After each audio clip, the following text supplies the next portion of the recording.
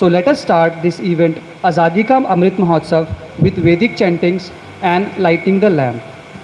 I cordially invite our chief guest and Secretary Ramakrishna Mission Jammu on stage to light the lamp with Vedic chantings.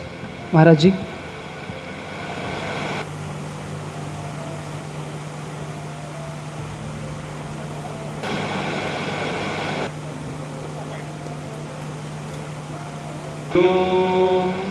सहना भवतु सहनौ भुनक्तु हरि ओम शन्नो मित्रः शन्नो बृहस्पतिः शन्नो विष्णुरुक्रमः। आज जैसा कि प्रारंभ में हमने कहा था कि it was a sort of fight between the nature and this program. At one point of time, we are feeling that perhaps we will not be able to organize the program. But towards the end, as I had expressed my hope that we have won our Prakriti, we have won our obstacles, and in such a huge number you are all present here, that itself shows that our organizing this program Azadi Ka Amrit Mahotsav has become a great success, and that has all become because of your active participation, because of your enthusiasm, because of your high spirit. And now is the time, I would say, the most important occasion of today's program. We are very much eager to hear our chief guest, and this day particularly we are so lucky that we have got a person as chief guest who is almost of your age, we can say, a very young but very dynamic person who has his own way of thinking, who has his own way of leading his life. Shri Nikhil Yadav is our chief guest today, and you'd be happy to know that he finished his BA and MA degree in history from Delhi University, and at present he is pursuing his PhD from JNU. You know, he is associated with Vivekananda Kendra, and Vivekananda Kendra divides whole of India in different parts. So Uttar Pranta, what they call this Uttar Pranta, includes Delhi, Himachal Pradesh, Uttarakhand, Jammu Kashmir and Ladakh. Including this all states, this Uttar Pranta is formed, and of this Uttar Pranta, he is the Pranta Yuva Pramukh of Vivekananda Kendra for this organization. Apart from his graduation and post-graduation, he has also acquired certificate of proficiency in Vedic culture and heritage from JNU. He is a nominated member of Indian Yoga Association, Delhi chapter. There is a program for young people especially. The program is called Young India Know Thyself, and Shri Nikhil Yadav is the coordinator for this program. He has given his presentations in various colleges of Delhi University. Apart from that, in JNU, in Jamia Millia Islamia, in Govinda Vallabh Pant Institute of Agriculture and Technology, and like that many colleges he has gone and presented his views. In spite of his young age, he is so dynamic, and he also regularly writes for the print organizer, Panchajanya, Indus Scroll, OP India, the Nationalist Online, apart from Janasatta, the Pioneer and Dainik Jagran. He keeps on writing regularly for these journals. He is also associated with Vivekananda International Forum. इतनी कम उम्र में इतने सारे achievement जिसके पास हो, ऐसे व्यक्ति के पास निश्चित रूप से हमें देने के लिए, हमें सुनाने के लिए कुछ तो विशेष होगा। उस विशेष अवसर की प्रतीक्षा में हम सभी हैं। उनका आश्रम की तरफ से हम पहले सम्मान करना चाहेंगे और फिर बाद में हम उनका जो विचार है इस आज़ादी को लेकर, इस देश को लेकर, स्वामी विवेकानंद को लेकर और युवाओं को लेकर, we are very much eager to hear his thoughts. Before that would like to present a small gift on behalf of Ashrama.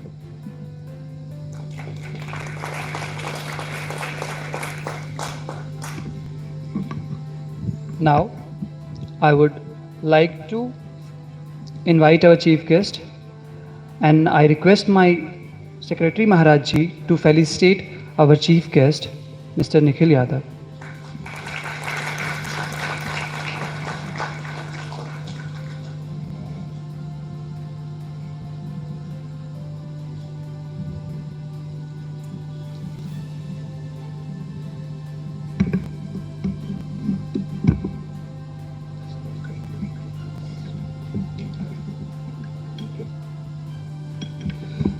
Now, I call our honorable chief guest on the stage to speak a few words of wisdom.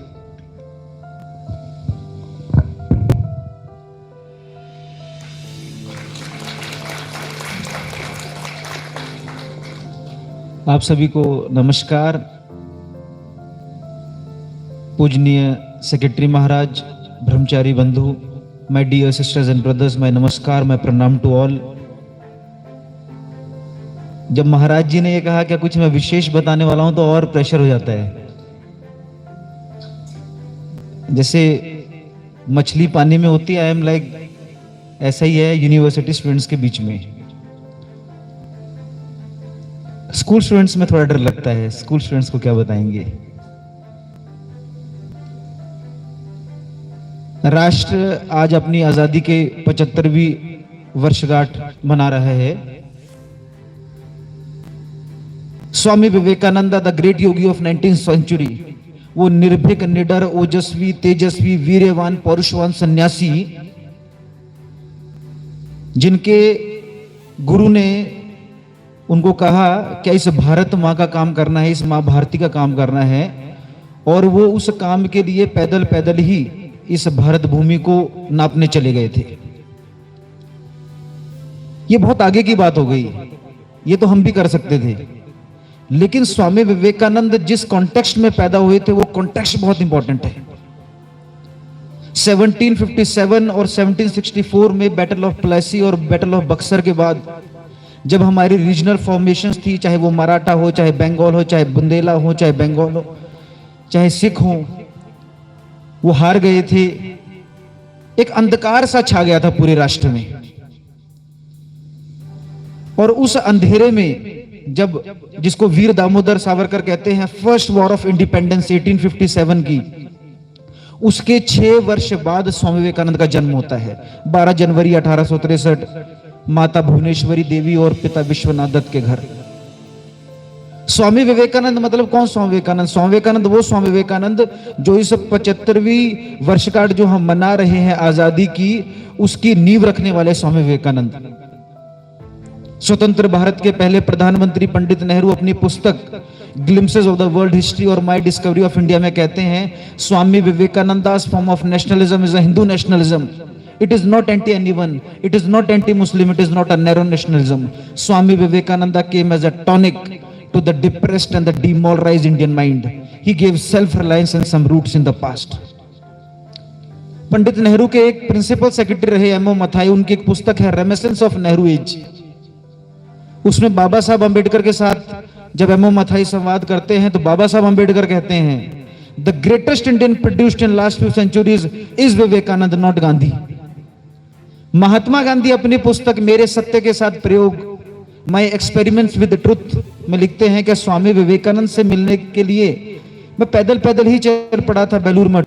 1901 की घटना है. स्वामी विवेकानंद उस समय अस्वस्थ थे तो मैं उनसे मिल नहीं पाया.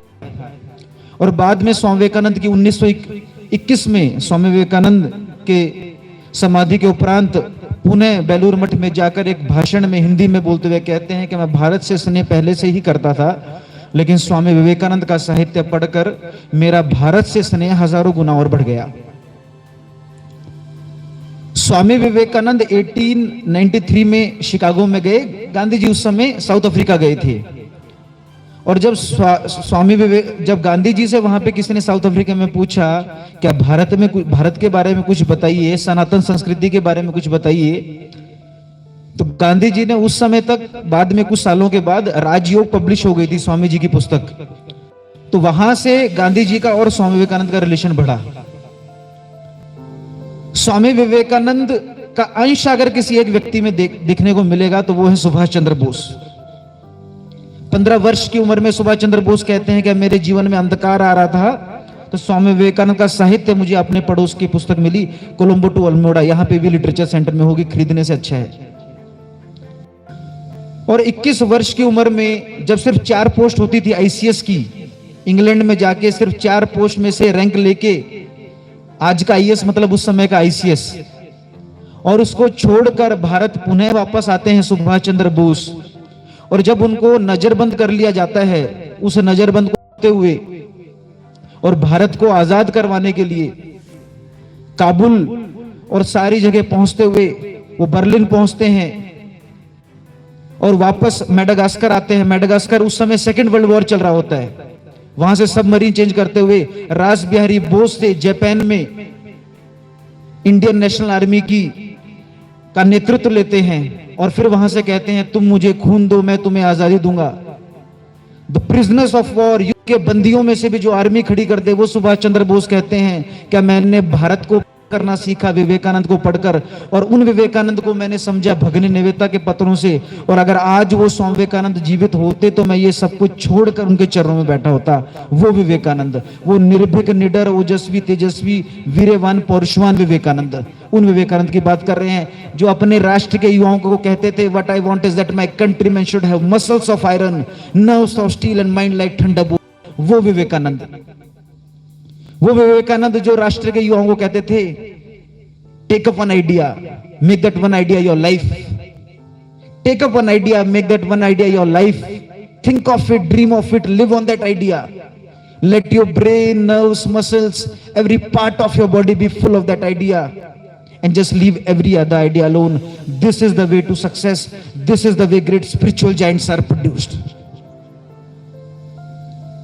The founder of Vivekananda Kendra Manya Eknath ji says a person is reborn when he knows the mission of his life, the purpose of his life. जब तक हमें अपनी लाइफ का पर्पस नहीं पता, तब तक मिशन नहीं पता, तब तक हम एक सूखे हुए पत्ते की तरह, हमारी दिशा और दशा हवा ही तय करती है। तो सबसे इंपॉर्टेंट है वो मिशन, वो पर्पस हो। और जब स्वामी विवेकानंद भी कॉलेज कैंपसेस में घूमते थे, बड़े वॉरिशियस वो रीडर थे, वेस्टर्न लिटरेचर भी पढ़ते थे, इंडियन लिटरेचर भी पढ़ते थे। और स्वामी विवेकानंद के मन में उस समय ब्रह्मो समाज बड़ा पीक पे था बंगाल में, तो स्वामी विवेकानंद से एक विचार बार बार पूछा जाता था। स्वामी जी सबसे पूछते थे कि ईश्वर होता है क्या, ईश्वर देखा है क्या? तो रविंद्रनाथ टैगोर के पिताजी देवेंद्रनाथ टैगोर से मिले तो बोले आपने ईश्वर को देखा है? बोले नहीं नहीं, मैंने नहीं देखा है, लेकिन तुम देख सकते हो। तो जो मान ले वो विवेकानंद कैसा? बोले धत, पागल बनाते हो। और जब 2 कॉन्टेक्स्ट में बताया जाता है कि ठाकुर रामकृष्ण परमहंस उनके पड़ोस में आए थे, और दूसरा स्वामी विवेकानंद खुद दक्षिणेश्वर गए थे। तो स्वामी जी जब अपने गुरु से मिलते हैं तो उनको कहते हैं, उस समय गुरु नहीं थे, श्री रामकृष्ण परमहंस से मिलते हैं तो कहते हैं कि आपने ईश्वर को देखा है? तो कहते हैं हाँ मैंने ईश्वर को देखा है, और सिर्फ देखा नहीं है, ऐसा देखा है जैसे तुमको देख रहा हूं, और सिर्फ ऐसा नहीं है जैसा तुमको देख रहा हूं, तुमको भी दिखा सकता हूं। और आने वाले 6 वर्ष ये जद्दोजहद चलती रही। स्वामी विवेकानंद अपनी लाइफ का बेस्ट पीरियड बताते हैं वो ट्रेनिंग का। और उस 6 वर्ष के बाद गुरु ने ये बात स्पष्ट करी, शिव भावे जीव सेवा, वर्शिप द जीव है शिव। जो सामने है, जो मनुष्य है, जो नर है, वही ईश्वर है, और उसको जगाने का कार्य, उस मां भारती का कार्य ही तुझे करना है। और गुरु के समाधि के बाद जब स्वामी विवेकानंद ने तय किया 25 साल की उम्र में क्या मैं एक परिव्राजक सन्यासी के तौर पर इस भारत को देखूंगा, क्योंकि भारत की बात करनी है तो जम्मू में बैठ के तो नहीं होगी, उसके लिए सेक्रीफाइस करना होगा, जहां भी जाना होगा वहां पे जाएंगे। तो पहले तो भारत को जाने। स्वामी विवेकानंद भारत को पुस्तकों से भी जान सकते थे, लेकिन स्वामी विवेकानंद ने पुस्तकों से ना जानते हुए सोचा कि इस भारत को मैं पैर पैर नापूंगा। एक हाथ में कमंडलू, दूसरे में श्रीमद् भगवत गीता, और वस्त्र, गेरुआ वस्त्र लेके स्वामी विवेकानंद पैर पैर भरत भूमि को नापने चले गए। कलकत्ता से काशी गए, काशी से अयोध्या, ऊपर उत्तराखंड जो आज में है हिमालयज में गए, दिल्ली आए, दिल्ली के बाद राजस्थान पहुंचे। राजस्थान पहुंचे तो उनको विवेकानंद नाम भी मिला और सर पे बांधने को पगड़ी भी राजा अजीत सिंह ने उनको ये दिया। उसके बाद स्वामी विवेकानंद आगे बढ़ते हैं और ये सारा समय स्वामी विवेकानंद आज के राष्ट्र के युवा जो कैंपस में पढ़ते हैं वो कहते हैं कि हमको एक्सप्लोर करना है। स्वामी विवेकानंद एक्सप्लोर कर रहे थे लेकिन डिजाइंड मोड में एक्सप्लोर नहीं कर रहे थे। क्या होटल बुक होगा, एक एक होटल की तैयारी होगी, स्वामी विवेकानंद की ट्रेन की टिकट होगी, जहां भोजन मिल जाए वहां भोजन। स्वामी विवेकानंद अपने बारे में कहते हैं, जब पश्चिम से वापस आते हैं तो इस जर्नी के बारे में कहते हैं कि from the last 14 years I do not know where I will get the next meal and where I will sleep the next day. मुझे पता ही नहीं है कि मैं 14 वर्ष तक मैंने भोजन कहां किया, मैं सोया कहां, मैं खाया कहां। और फिर स्वामी विवेकानंद जब गुजरात में होते तो पहली बार उनको पता लगता है क्या वर्ल्ड पार्लियामेंट ऑफ रिलीजन्स हो रही है। और पहुंचते पहुंचते पूरे भारत का भ्रमण कर कर स्वामी विवेकानंद दक्षिण भारत के आखिरी तट कन्याकुमारी में पहुंचते हैं और वहां पे माता कन्याकुमारी का एक टेंपल है, वहां पर आशीर्वाद लेते हुए उससे 100 मीटर्स दूर आज वहां पे विवेकानंद रॉक मेमोरियल बना है, वहां स्वामी विवेकानंद जाते हैं। 25, 26, 27 ऑफ दिसंबर, 25, 26, 27 दिसंबर 1892 को 3 दिन और 3 रात साधना करते हैं। 5 वर्ष पूरे भारत को पग पग नाप कर भारत का चिंतन करते हैं, भारत के भूत, वर्तमान और भविष्य के बारे में। और फिर वहां से स्वामी विवेकानंद को अपने जीवन का उद्देश्य मिलता है। जो स्वामी विवेकानंद जो आप लोगों ने कहा कि उत्तिष्ठित जागृत पराप्त वरा निबोधित, arise awake stop not till the goal is reached, उठो जागो और लक्ष्य प्राप्ति तक रुको मत। ये आधा है। इससे पहले है कठोपनिषद का ये मंत्र है, कसुरस्य धारा निशिता दुरात्यया दुर्गम पथ सत्य तक्यो वदंती। फिर भी उत्तिष्ठित जागृत पराप्त वरा निबोधित, पथ दुर्गम है, काठों से भरा है, फिर भी उठो। और आज अगर स्वामी विवेकानंद, अगर आज जब मैंने आप लोगों की प्रेजेंटेशन देती तो स्वामी विवेकानंद कम से कम कहते हैं कि राष्ट्र उठ तो गया है कम से कम। क्योंकि स्वामी विवेकानंद ने उस समय जब चेहरे देखे एक एक के भारत के, तो उनके अंदर कॉन्फिडेंस नहीं है। उनके अंदर जो आज स्वराज की बात कर रहे हैं, क्या सेल्फ रूल की, वो विश्वास नहीं है। और वो विश्वास जागृत करने के लिए स्वामी विवेकानंद शिकागो में गए थे। 31 मई 1893 को स्वामी विवेकानंद बंबई से जाते हैं शिकागो, और शिकागो में वो जाते हैं तो वर्ल्ड पार्लियामेंट ऑफ रिलीजन्स हो रहा होता है। क्या अमेरिका को डिस्कवर हुए 40 वर्ष हुए थे, 1492 में अमेरिका डिस्कवर हुआ था, 400 वर्ष पूर्ण हो रहे थे। तो वहां पर एक बहुत बड़ा कॉन्फ्रेंस किया गया था, वर्ल्ड पार्लियामेंट ऑफ रिलीजन्स। और वहां पर स्वामी विवेकानंद को जाके पता लगता है क्या यहां पर 2 चीजें हैं पार्टिसिपेशन की। पहली कि आपके पास किसी का प्रशस्ति पत्र होना चाहिए कि आप इसके रिप्रेजेंटेटिव हो। स्वामी जी के पास कोई रिप्रेजेंटेशन नहीं था। और दूसरा, वर्ल्ड पार्लियामेंट ऑफ रिलीजन्स अभी 2 महीने बाद है। और ये 2 महीने स्वामी विवेकानंद के अत्यंत पीड़ा में गुजरे। उस समय का अमेरिका, आज हम लोग अमेरिका चले जाएं तो आज हमको कोई ना पूछे, आज तो हम एक स्वतंत्र भारत से आए हैं। और उस समय स्वामी विवेकानंद गए और सिर्फ एक गेरुआ वस्त्र, हाथ में कमंडलू, और स्वामी विवेकानंद को सिर्फ और सिर्फ भोजन और रंग भेद का सामना नहीं करना पड़ा। उनको कोई कहता था यू ब्लैक, तो कोई कहता था यू निगर। हमारे जैसे ही युवा कुछ ग्रुप में होते थे, स्वामी विवेकानंद को छेड़ते थे, कभी कभी उनको मारने की भी कोशिश की गई। स्वामी विवेकानंद एक पत्र में अपने गुरु भाई रामकृष्ण नंद को लिखते हैं कि अगर मैं भूख और ठंड से मर भी जाऊं तो भी तुम ये श्री ठाकुर रामकृष्ण परमहंस का शिव भावे जीव सेवा का कार्य करते रहना। वो कन्विक्शन चाहिए। इट इज नॉट अबाउट क्या एटमोस्फेयर मेरे लिए है तो मैं करूंगा, जब अंधकार है तो भी वो काम करते रहना। क्या मैं भूख और ठंड के कारण मर भी जाऊं फिर भी तुम इस काम को आगे बढ़ाना। और फिर आता है वो ऐतिहासिक दिन 11 सितंबर 1893। स्वामी विवेकानंद स्टेज पे पहुंचते हैं और स्वामी विवेकानंद जैसे मैं कई लोगों को देख रहा था, उनकी टांगे थोड़ी हिल रही थी यहाँ पे आके। होता है, स्वामी विवेकानंद भी थोड़ा घबरा रहे थे वहां पे। और बार बार स्वामी जी का नाम बताया जाता है कि स्वामी विवेकानंद लिखते हैं कि मैं सुबह के सेशन में अला सिंह पेरूमल जो उनके शिष्य थे उनको एक पत्र में लिखते हैं क्या दोपहर को जब मुझे लगा कि अब मुझे बोलना ही पड़ेगा तो स्वामी विवेकानंद स्टेज पे चढ़ते हैं। तो और स्वामी विवेकानंद कहते हैं, मात्र जैसे आज कहा, स्वामी विवेकानंद कहते हैं कि my dear sisters and brothers of America, और सामने बैठे हुए 7000 लोगों ने ताली मारी। किसी ने पूछा, बहुत सारी मीडिया ने स्वामी विवेकानंद को घेर लिया, पूछा Swami Vivekananda what was that.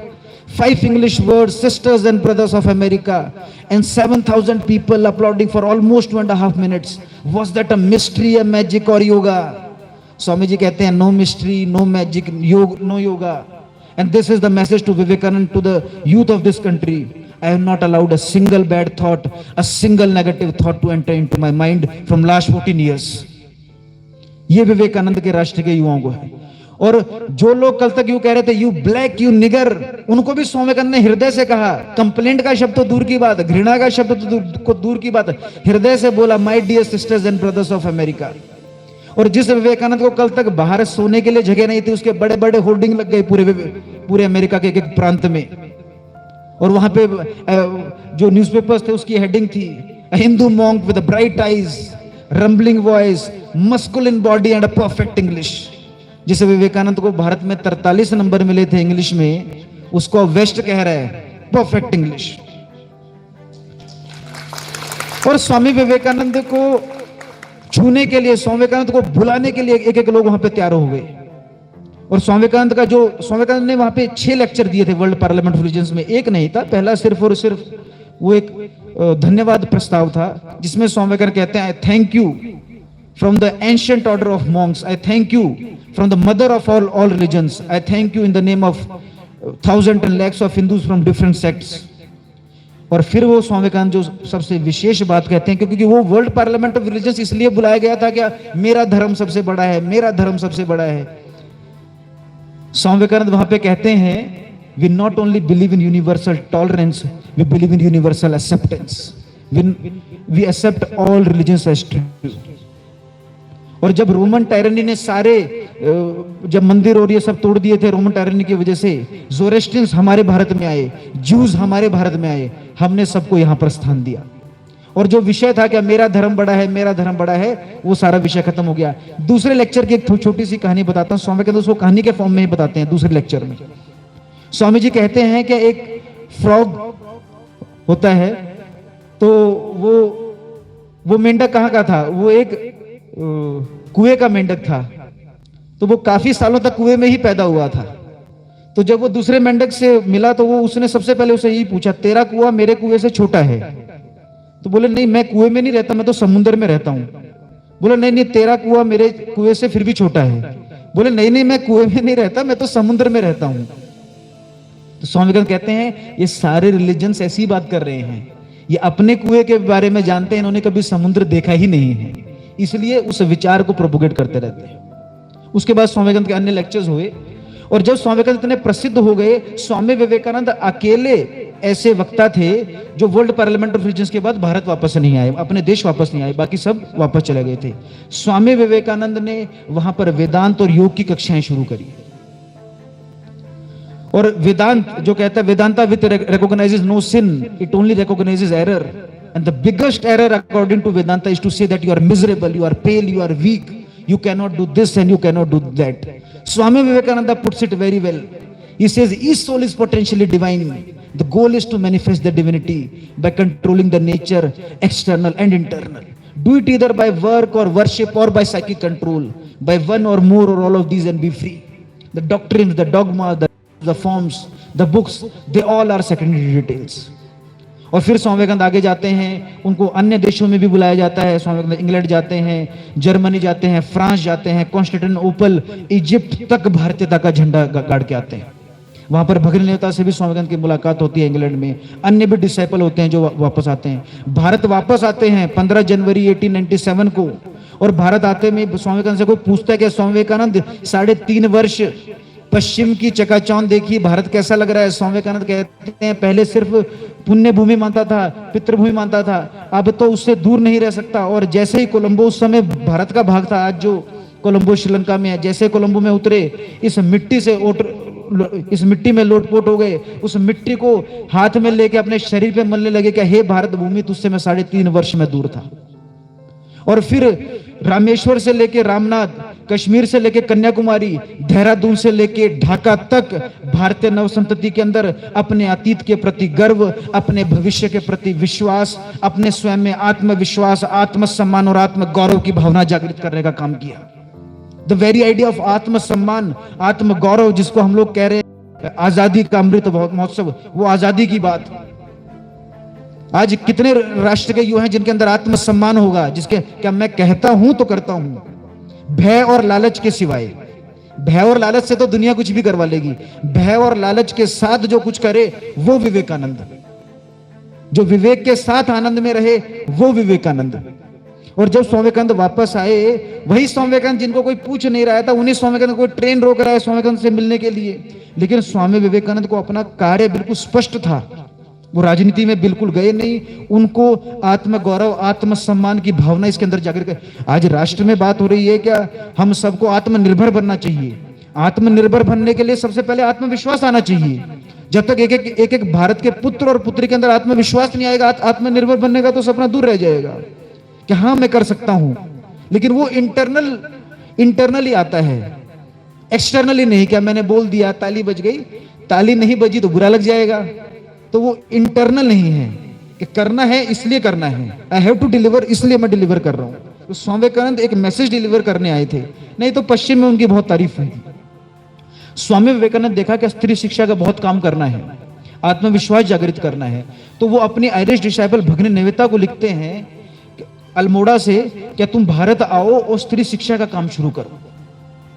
और उस पत्र में स्वामी विवेकानंद कहते हैं कि तुम भारत आओगे तो लोग तुमको दो चीजों से बहुत तुम्हें होगा, पहला क्या, लोग तुम्हारा तिरस्कार करेंगे, दूसरा तुमको अछूत मानेंगे क्योंकि तुम गोरी चमड़ी की हो।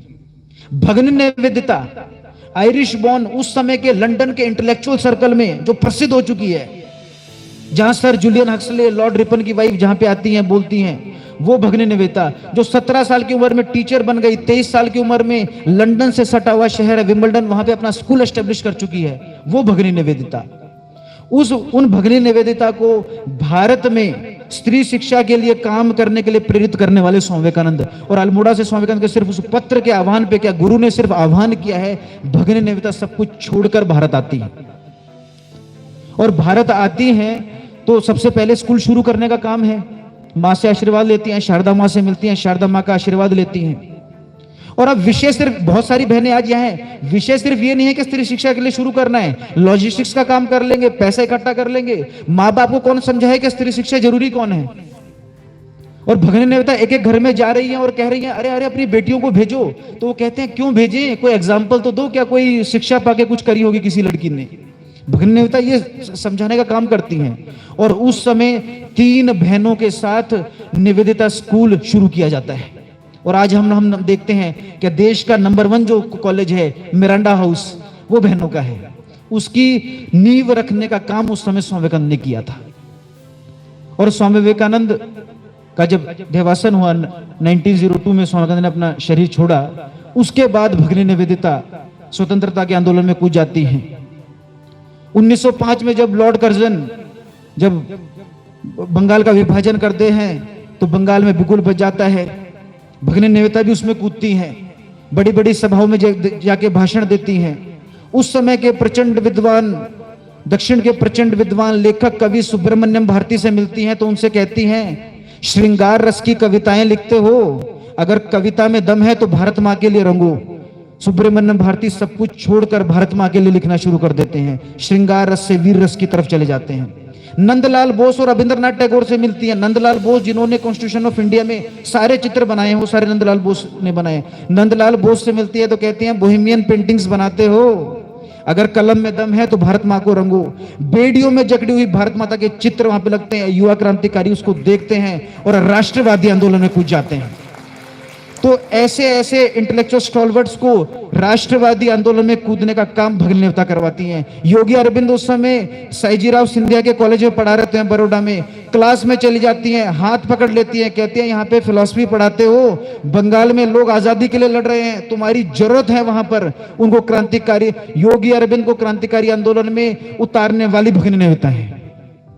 और उसके बाद भगिनी निवेदिता जब एक बार दुर्गापुर जा रही होती है, मिदनापुर, और मिदनापुर जा रही होती है तो एक ट्रेन में कुछ लोग रोक लेते हैं। ये भगिनी निवेदिता का चरित्र मैं आपको बता रहा हूँ। भगिनी निवेदिता को रोक लेती हैं और भगिनी निवेदिता जैसे बाहर उतरती हैं, तो हम तो पुअर कॉपीज है ना यूरोप की अभी, तो हम लोग नारा लगाते हैं हिपे फुर्रे हिपे फुर्रे। भगिनी निवेदिता रोकती हैं। भगिनी निवेदिता कहती हैं अंग्रेजों की नकल मत करो, वाहे गुरु जी दा खालसा वाहे गुरु जी दी फतेह।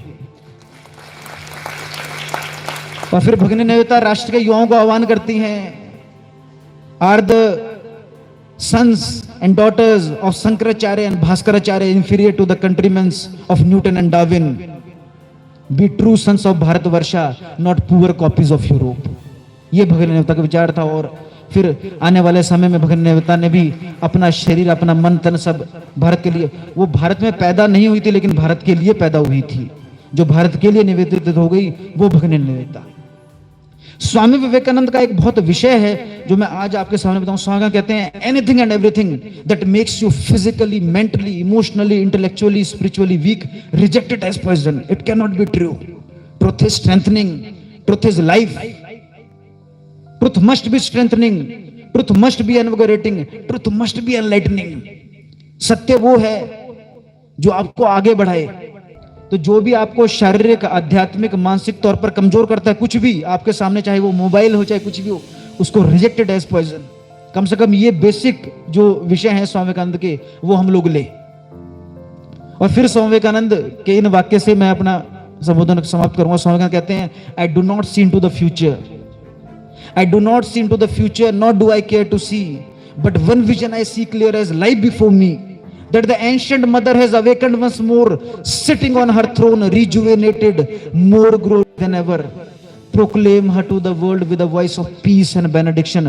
वो माता पुनः जगत जननी बनने वाली है। हमको तय करना है कि हमको कैसे इस काम में उतरना है, हमको कैसे कंट्रीब्यूट करना है। और फिर स्वागत कहते हैं, expansion, contraction is death, expansion is life, they alone live who live for others, rest are more dead than alive.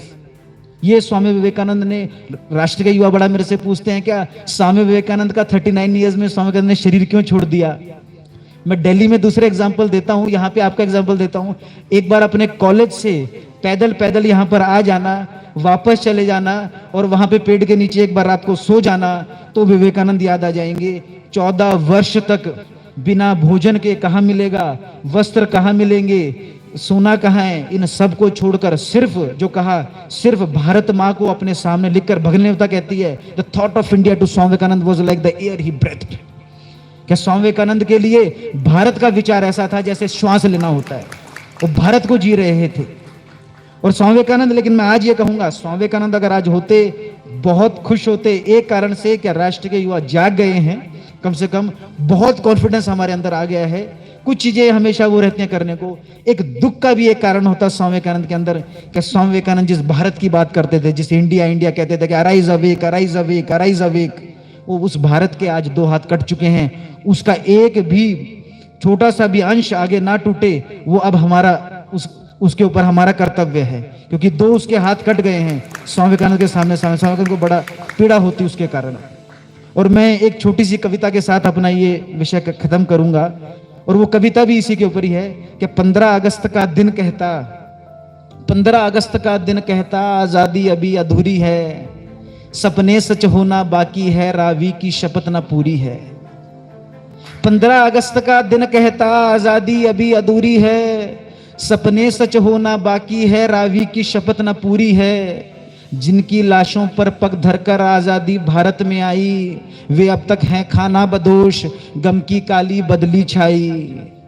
Delhi कलकत्ते के फुटपाथों पर जो आंधी पानी सहते हैं, उनसे पूछो 15 अगस्त के बारे में क्या कहते हैं।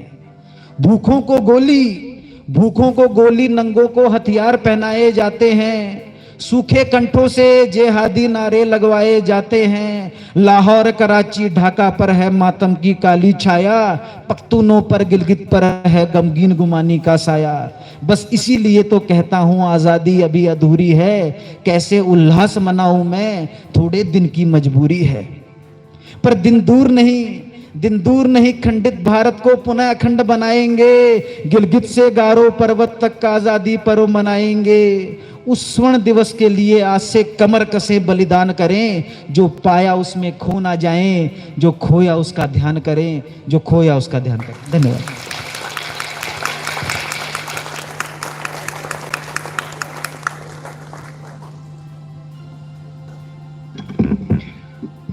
Thank you so much, sir, for sharing your valuable knowledge on Swamiji, and we feel honored to have you here representing India's highest institute of excellence. Thank you so much, sir. A huge round of applause for